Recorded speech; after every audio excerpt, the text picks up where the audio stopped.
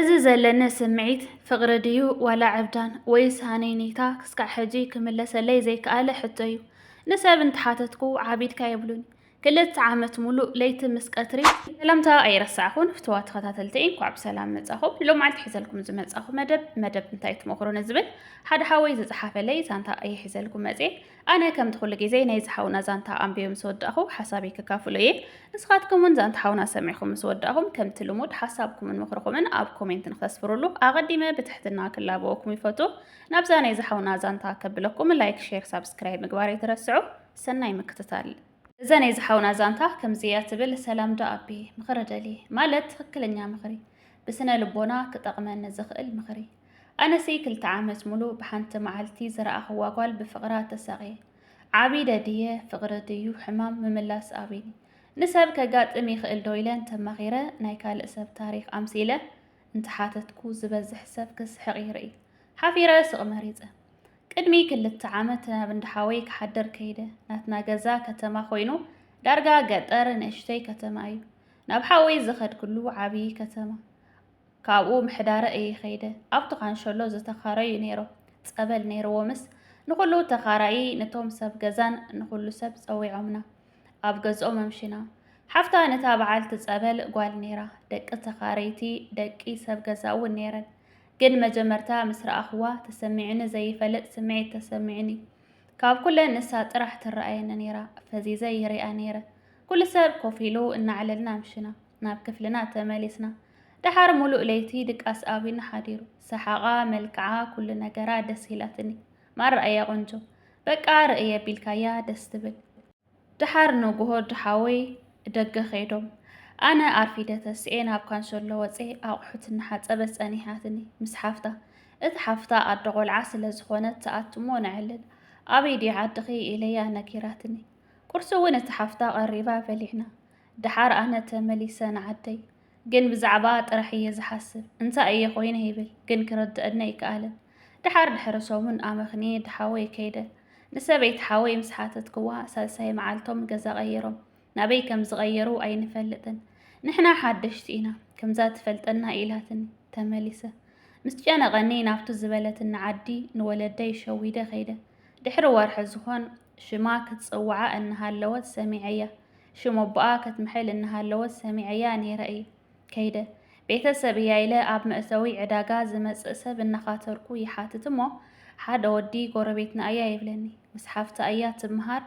ይብለኒ ናይ ሓፍታ ቁፅሪ ሓቶ እሞ ኣይብለይን ግን ከም ጸልካየ ኢሉ ቁፅሩ ይህበኒ ድሓር እናደወልኩ ይሓቶ እሞ የምፅአለይ ኣቤላ ኢለዮ ቦትኣ ድኣ እንድዒ ይብለኒ ብዛዕባ ይሓቶ እሞ ብስነ ስርዓታ ብመልክዓ ፍልይቲ ቆልዓ እያ ንመርዓ እናተለመነት ኣበያ እያ ናብ ሓፍታ ኸይዳ ይብለኒ ብድሕሪኡ ስልካ የምፅአለይ ሞ ቁፅራ ወሲደ ይድውለላ ሞ ኣይተልዕሎን ድሕሪ ክንደይ ድኻም ተልዕለኒ ሞ ይሓታ እንታይ ደሊኻያ መኒኻ ኢላ ተጨናንቐኒ ጨኒቑኒ ይሓፁ ሓንቲ ጓል ልህሚነ ኣእሚነ ዓርካ እየ ኣራኸብን በልያ ይብላ ሞ ተራኸባ እዚ ሓፍታ ሄለው መምሃርቲ ኸእየ ቁፅሪ ክሃብነ ትብላ ሞ ስልከይ ተባላሽኒ እዩ ናብ ሓፍተይ ደውል ትብላ ሞ ደጊምና ድሕረ ሰሙን ደዊልና ንራኸብባ ትብላ ሞ ንገዛ ምፂ ሓፍተይ ኣፍቂድና ክንወፅእ ኢና ትብላ እዛ ዝለመንክዋ ጓል መን ኢለ ንገዝኣ ክኸድ ኣይትፈልጠኒ ኣይፈልጣ ኢላ ተኣቢ ብድሕሪኡ እዛ ስልኪ ኣይትሰርሕን ነቱ ዝሃበኒ ጎረቤታ ይድውለሉ ሞ ኣዲስ ኣበባ ከይዳ ይበሃል ነይሩ ይብለኒ እንድዒ ብትምህርቲ ድያ ንስደት ክትከድ ኣዲስ ኣበባ ከይዳ ሰሚዕና ይብለኒ ንኻልእ ጓል ዓዳ እውን ኣጋጣሚ ኢላለ ሞ ጽቡቕ ባህርያታ ትነግረኒ ግን ክትመርዖ እያ ሰሚዐ ትብለኒ ብሕርቀት ስዑድ መጺ ኣብ ስዑድ መጺ ፌስቡክ ከፊተ ሽማ ይጽሕፍ ሞ ምስ ፎቶኣ ይረኽባ ይጽሕፈላ ግን ኣይትምልስን ደቂ ተዓዲ እንደገና ኣብዙይ ተፋሊጠ ይሓተው ሞ እቲ ሓደ ዓርክለኒ ኢላትኒ ሓቲተያ ኢሉኒ እቲ ሓደ ኣብ ስራሕ እያ ትውዕል ሲንግል እያ ዘላ ንጉሆ ወፅያ ምሸት እያ ትኣቱ ኢሉኒ ስልካ እውን ረኺበ ግን ደው ኢለ ኣይተልዕልን ድሕሪ ክንደይ ድኻም ኣልዒላ ስራሕ ኣለኹ ምሸት ክድውል ኢላ ተዓፅዎ ካልእ ጓል ከፍቅር ኣይከኣልኩን እንታይ ክገብር ብሕልመይ ብውነይ ንሳ ጥራሕ እየ ዝዝክር እንታይ ከም ዝገብር ጨኒቑኒ ፍቕሪ ድዩ ሕማም ድዩ እዙ ሃነይኔታ ዝበሃል ድዩ እንታይ እዩ ዘለኒ ሰብ ከይሓትት ዓቢዱ ክብሉኒ እዮም ኢለ ሒዘዮ ስቕኢለ እስኪ መልስለይ ሓቲትኪ ዝብል እዩ ዛንትኡ እዚ ሓቲትኒ ዘሎ ሕቶ ከምዚ ዝረኣኹሞ ብስነ ልቦና ክጠቕመንን ክሕግዘንን ዝኽእል ዋላ ሓቲት ክመልስለይ እዩ ኢሉኒ ዘሎ ሃኒኒታ ድዩ ዘለዎ ፍቕሪ ድዩ ዘለዎ ከምዚ ዓይነት ስምዒት ምስ ዘጋጥም ሰብ እንታይ ክገብር ኣለዎ ዝብል ካብ ናተይ ፍልጠት ንላዕሊ ንሰብ ካብ ዝሓትት ኣነ ንጎግል ክሓትት እየ ጎግል ብጣዕሚ ደስ ዝብልን ንፁርን መልሲ እዩ ዝምልሰልካ ስለዚ እዛ ዛንትኡ እሕፅር ኣቢለ ንጎግል ክሓቶ ዝግበአኒ ሕቶ ክሓትት እየ ኩሉ ግዜ ሰርች ስለ ዝገብር እሕፂረ ክሓቶ ዝግበአኒ ሕቶ ሓቲተ ፅሒፈ ምስ ወዳእኹ መልሲ ከርእየኩም እየ ደቃይቕ ንክሕፅረልኩም ብጣዕሚ ደስ ዝብል ፅሑፍ እዩ ፅሒፉልና ዘሎ ንኣብነት ከመይ ጌርካ ክትገልፀላ ከም ዘለካ ብኸመይ ክትቀራረባ ከም ዘለካ እንተዘይረኺብካዮ ኸ ብከመይ መልክዕኻ ክትረኽባ ክትፅዕር ዘለካ ክሕግዘካ ዝኽእል እዚ ኣብ ውሽጥኻ ዘሎ ስምዒት ከ ሃኒኔታ ድዩ ሓቀኛ ፍቕሪ ከምኡ ኸ ከጋጥም ይኽእል ዶ ደስ ዝብል ፅሑፍ እዩ ፅሒፉልና ዘሎ እዚ ዝተሰምዐካ ስምዒት ኣብ ብዙሓት ሰባት ዘጋጥም ከም ዝኾነ ብድሕሪኡ ዘይምረስዓኻ እቲ ዘምፅአልካ ፀገም ድማ ሓፈሻዊ ትንተና ክህበካ እየ ስምዒትካን ፍቕርን እዚ ዝገለፅካዮ ፅኑዕ ስምዒት ብብዙሕ መንገዲ ክንሪኦ ንኽእል ቀዳማይ ኣብ መጀመርታ መዓልቲ ርክብ ድንገታዊ ወይ ድማ ሃንደበታዊ ጦብላሕታ ብመጀመርታ ክትሪኣ ከለኻ ምስንባድካ ወይ ድማ ምድንጋፅካ ፈዚዝካ ብምርኣይካ ኣብ ልዕሊኣ ድንገታውን ሓያልን ስሕበት ከም ዘለካ የርኢ ካልእ ድማ ሃኒኔታ ወይ ድማ ሓቀኛ ፍቕሪ ሃኒኔታ ድዩ ሓቀኛ ፍቕሪ ኢልና ንዝሓተትናዮ ድማ ኣብ መጀመርታ ርክብ ዝፍጠር ፅኑዕ ስምዒት ብብዙሕ ግዜ ሃኒኔታ ተባሂሉ ይቑፀር ሃኒኔታ ማለት ሓደ ሰብ ብዛዕባ ካልእ ሰብ ብዝያዳ ዝምሰጥን ንፅቡቕ ነገሩ ጥራይ ዝርእን እዩ ንሓፂር እዋን ዝፀንሕ ኮይኑ ካብ ፍቕሪ ንላዕሊ ብስምዒት ዝያዳ ዝበለፀ ኮይኑ እዩ ዝግለጽ ሓቀኛ ፍቕሪ ግን ልዕሊ እቲ ናይ መጀመርታ ስሕበት ዝኾነ ኮይኑ ንሕማቕ ፀገማትን ጉድለታትን ናይቲ ሰብ እውን ተቐቢሉ ንነዊሕ እዋን ዝቕፅል ርክብ ምምስራት የጠቓልል ግን ሓደ ግዜ ሓቀኛ ፍቕሪ ብከምዚ ዝበለ ብርቱዕ ስምዒት ክጅምር ይኽእል እዩ እቲ ንክልተ ዓመት ዝፀንሐ ክትርስዓ ዘይምኽኣልካ ግን ነቲ ስምዒትካ ካብ ሃኒኔታ ንላዕሊ ናብ ፅኑዕ ምትእስሳር ከም ዝተሸጋገረ ወይ ድማ ፅኑዕ ምትእስሳር ከም ዘለዎ የርኢ ካልኣይ ድማ ምልክት ሓቀኛ ፍቕሪ ናብ ሓቀኛ ፍቕሪ የምርሕ ከም ዘሎ ዘርኢ ምልክታት እዚኦም እዮም ቀዳማይ ስነ ምግባራ ወይ ድማ ብዛዕባ ፅቡቕ ስነ ምግባራ ምስማዕኻ ብስነ ምግባራን ብባህርያታን ሓቲትካ ዘረኸብካዮ ምልእትን ብቕዕትን ጓል ኣንስተይቲ ምዃና ምስማዕኻ ነቲ ኣብቲ ግዳማዊ ወይ ድማ ኣብቲ ደጋዊ ዝረኣኻዮ ዘፍዘዘካ መልክዓ ካብኡ ንላዕሊ ኣብቲ መንፈሳውን ባህርያውን ውሽጣዊ ፅባቐኣ ዝተመርኮሰ ከም ዝኾነ ይሕብር ፍቕሪ ድማ ትሕዝቶ ልቢ ይፈቱ ካልእ ድማ ብሕልምኻን ብውነኻን ምዝካርካ ወይ ድማ ኩሉ ግዜ ካብ ሕልምኻን ካብ ውነኻን ዘይምጥፋኣ እዚ ልዑል ኣትኩሮትን ስምዒታዊ ምትእስሳርን ከም ዘለካ የርኢ ነቲ ስእላ ወይ ድማ ነቲ ምስላ ኣብ ኣእምሮኻን ልብኻን ሰፊሩ ኣሎ ካልእ ሰብ ክተፍቅር ዘይምኽኣልካ እዚ ካብ ኩሉ ንላዕሊ ሓደ ሓያል ምልክት እዩ ንሳ ካልኦት ሰባት ክትትክእ ከም ዘይከኣለት እዚ ድማ ፍሉይን ዓሚቑን ዝኾነ ስምዒታዊ ጦብላሕታ ከም ዘለካ የርኢ ወይ ድማ የጉልህ ስለምንታይ ክትርስዓ ዘይከኣልካ ንሓደ ሰብ ንነዊሕ እዋን ክትርስዕ ዘይምኽኣልካ ብከምዚ ዝስዕብ ክትርድኦ ትኽእል ቀዳማይ ኣብ መንጎኹም ዘይተወድአ ጉዳይ እንድሕር ደኣ ሃልዩ ንኣብነት ምስኣ ዝነበረካ እዋን ኣዝዩ ሓፂርን ሃንደበታውን ስለ ዝነበረ ኣእምሮኻ ነቲ ፍጻመ ክዓፅዎ ወይ ድማ ከቋርፆ ክቐበሎ ኣይከኣልን ክትርስዓ ዘይትኽእል ዘለካ ምኽንያት እቲ ዝነበረካ ስምዒት ከይተፈጸመ ከይተመርመረ ስለ ዝተረፈ እዩ ንኣብነት ንስኻፍቲ መጀመርታ መዓልቲ ክትሪኣ ከለኻ እቲ ብድሕሪኡ ዝሰማዕኻዮ ውሽጣዊ ባህርያታ ፅባቐ ብሓፈሻ እቲ ኣብ ውሽጥኻ ዘለካ ስምዒት ክትገልፀላ እናደለኻ ግን ክትገልፀላ ብዘይምኽኣልካ ክትረኽባ እናደለኻ ግን ክትረኽባ ብዘይምኽኣልካ ብሓፈሻ ዘይተዛዘመ ወይ ድማ ዘይተመርመረ ዘይተወድአ ጉዳይ ስለ ዝኾነ ኢሉ እዩ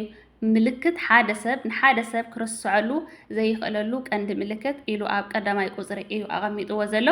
ካልእ ድማ ኣእምሮኻ ስለ ዝእመንካዮ ንሳ ኣብ ኣእምሮኻ ፍፅምቲ ጓል ኣንስተይቲ ጌርካ ስለ ዝእመንካያ ነቲ ሓንቲ ምሸትን ነቲ ሰማዕኻዮ ፅቡቕ ባህርያትን ጥራሕ እናዘከርካ ካብ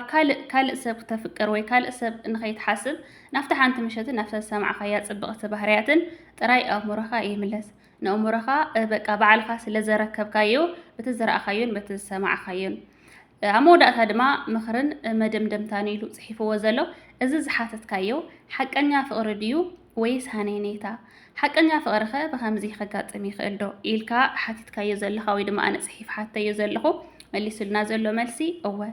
ሓቀኛ ፍቕሪ ብብርቱዕ ስምዒት ክጅምር ይኽእል እዩ እቲ ንኽልተ ዓመት ዝጸንሐ ዘይመረስዓኻ ካልእ ሰብ ዘይምፍቃርካን እቲ ስምዒት ወሰን ዘይብሉን ካብ ሃነይነይታ ዝሓዘዘ ወይ ድማ ዝሓየለን ከም ዝኾነ የርኢ ቀዳመይቲ ክትወስዳ ዘለካ ስጉምቲ ኢሉ ጽሒፍዎ ዘሎ ንኽትርስዓ እንድሕር ደኣ ጽዒርካ እሞ ክትርስዓ ዘይምኽኣልካ ምናልባት ክትፈልጦ ዘለካ ነገር ነቲ ዝነበረካ ስምዒት ንኽትዓጽዎ እንተስ እሽኽ ትብለካ እንተስ ክትኣብየካ ሓንቲ ዕድል ክትወስድ ይግባእ ስለዚ ክትገብሮ ዘለካ ድማ ክትረኽባ ጻዓር እቲ ክትረኽባ ብዙሕ ምጽዓርካ ብዙሕ መስዋዕቲ ምኽፋልካ ሓቀኛ ፍቕሪ ከም ዘለካን ንርክብ ከም ትደልን ንርክብኩም ንስኻ ከም ትደልዮን የርኢ ስለዚ ስራሕካ ቀጽሎ እንተ ዘይረኺብካያ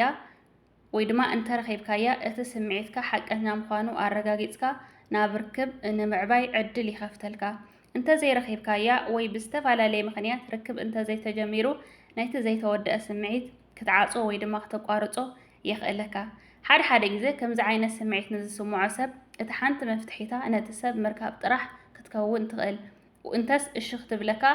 እንተስ ክትኣብየካ እታ ዘላ መፍትሒት ሓደ ግዜ